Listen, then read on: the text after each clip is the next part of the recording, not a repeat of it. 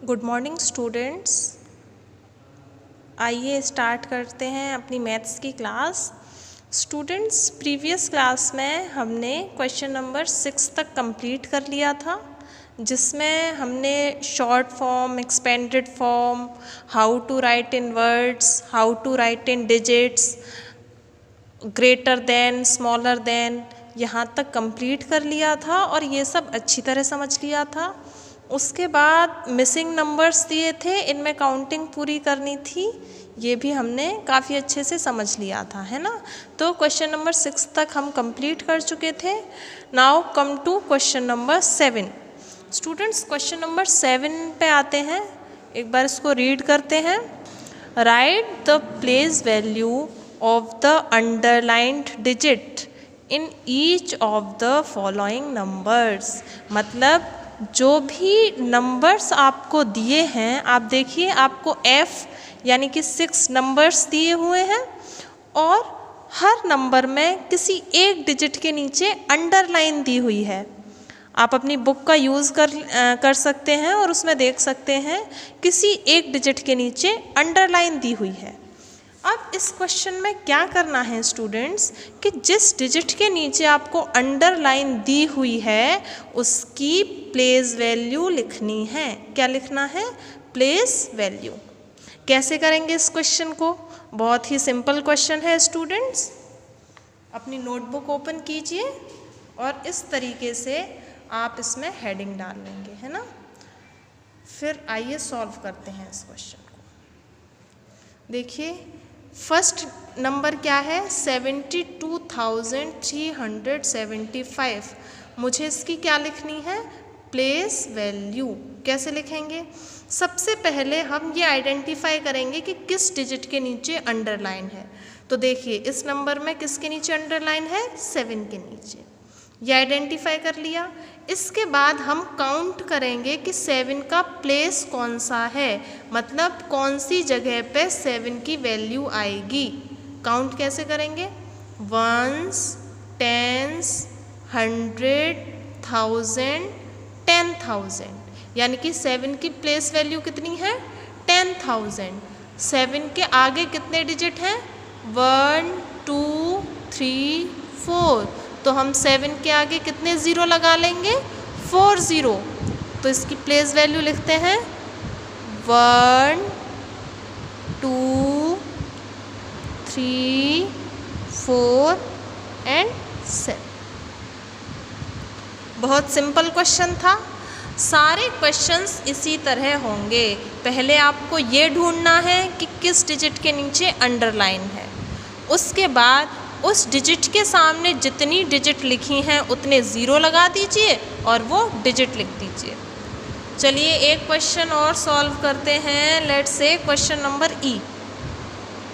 एक एग्जाम्पल और देते हैं, फिर उसके बाद F तक आपको क्वेश्चंस खुद सॉल्व करने हैं, है ना। So question number E is 33,679। अब इसके सामने देखिए स्टूडेंट, किस डिजिट पर दिया हुआ है अंडरलाइन? 6 पे। तो सबसे पहले हम लिख लेंगे 6। 6 देखिए कौन से प्लेस पे है? 1s, 10s, 100।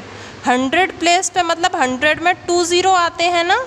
6 के सामने 2 डिजिट है ना, इसलिए 6 के सामने 2 zero. That will be your answer.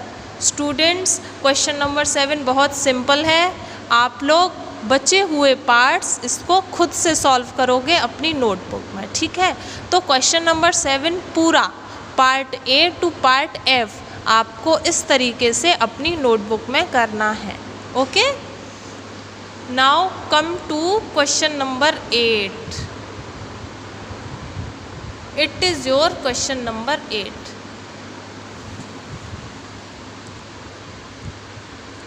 Question number 8 को जल्दी से रीड कीजिए students. Rewrite in ascending order. Students, आप छोटी क्लासेस से असेंडिंग और डिसेंडिंग सुनते आ रहे होंगे, है ना। असेंड माने चढ़ना किसी के ऊपर, नीचे से ऊपर की ओर जाना। इट इज़ असेंडिंग, और एक होता है डिसेंडिंग। डिसेंडिंग मतलब ऊपर से नीचे की ओर आना, ठीक है।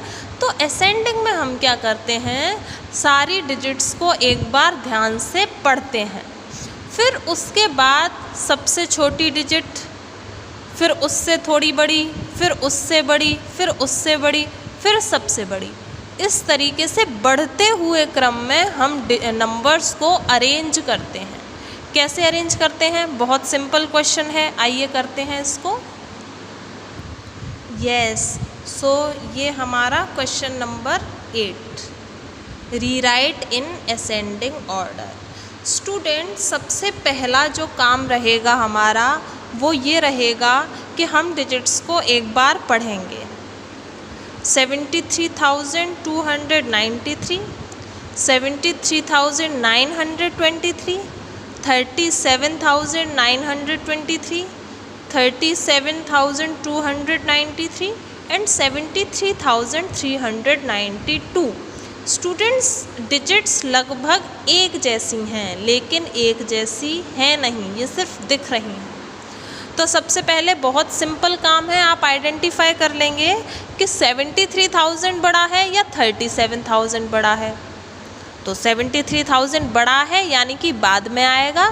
पहले कौन सी डिजिट्स आएंगी, जो 37,000 से स्टार्ट होंगी। अब देखिए यहाँ 37 से स्टार्ट होने वाली 2 डिजिट हैं, मतलब पहले ये दोनों डिजिट्स लिखी जाएंगी, बाकी की डिजिट्स हम बाद में देखेंगे।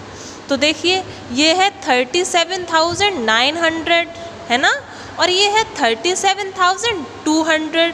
तो जल्दी से बताइए कौन सी डिजिट पहले आएगी। वेरी सिंपल, 37,200 पहले आएगी ना, क्योंकि 293 पहले आता है और 923 बाद में आता है। तो फर्स्ट नंबर पे हम लिखेंगे 37,293, 37,293। अब ये वाली डिजिट छोटी है, इससे बड़ी कौन सी डिजिट आएगी, जल्दी से देखिए। 37,923, तो हम लिख देंगे 37,923।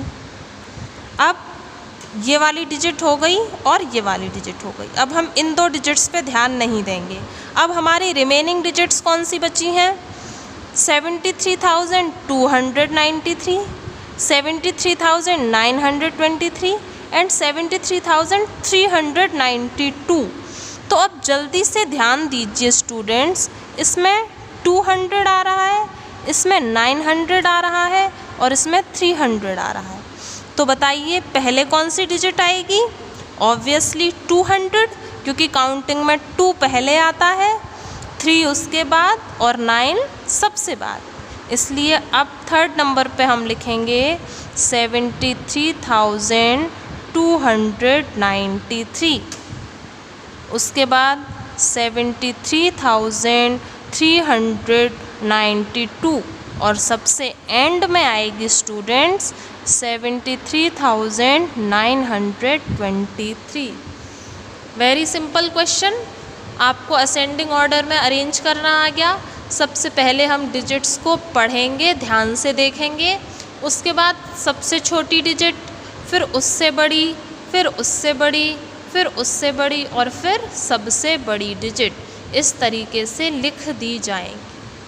सो स्टूडेंट्स, क्वेश्चन नंबर 7 भी आपको समझ आ गया था, क्वेश्चन नंबर 8 भी आपको समझ आ गया होगा। बहुत सिंपल क्वेश्चन है, सिर्फ आपको डिजिट्स को ध्यान से देखना है और उनको अरेंज करना है। अरेंज किस मैनर में करना है, सबसे छोटा, उससे बड़ा, मतलब बढ़ते हुए क्रम में।